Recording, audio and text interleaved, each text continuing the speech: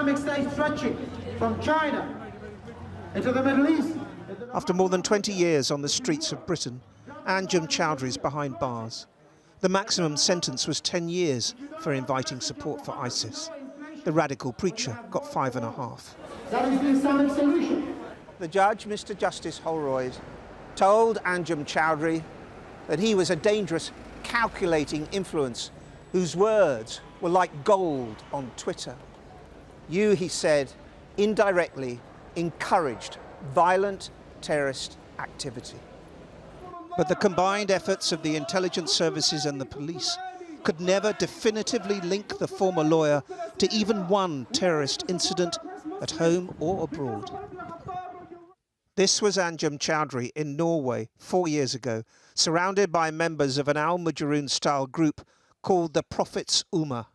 Many in the lineup have gone to Syria. Among them, Reza, on the far left, is an alleged ISIS executioner. Omar Chabail, just to the left of Choudary, was killed in Mosul last year. And to the right, Danish jihadi Abu Musa, also killed in Syria, and the same with Norwegians Hisham Ahmed and Egson Avdaili.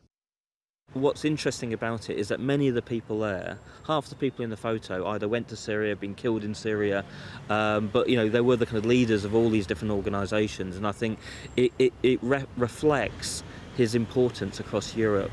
Islam is the fastest growing ideology and religion in the world today. Chowdary's relentless publicity drive drew the crowds, but made it easier to monitor, easier to gather intelligence, easier to target. Now he's gone, his acolytes are disappearing from the streets. Instead, his conviction simply moves his recruiting grounds to prisons, where many of his followers have done or are doing time. Former cage fighter Usman Raja has come across many of them. His role is to unpick the elements of their extremism, in other words, to de-radicalise. With all of this, it's a case of you're there for as long as it takes, because this isn't a quick fix.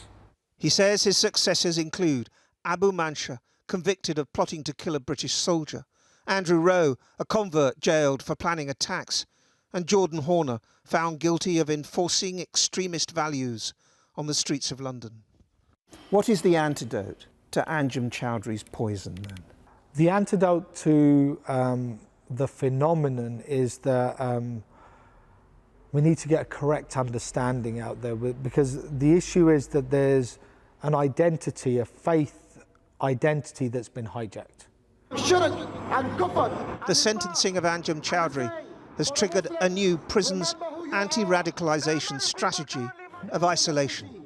It's very likely that he will be located on wings occupied by lifers and those who spent years behind bars, and where his message will fall on deaf ears. The country is a bit safer. All the evil that they have been sowing, all their evil words and the dissent they've tried to sow throughout society is over. They are paying the price and they are going to jail.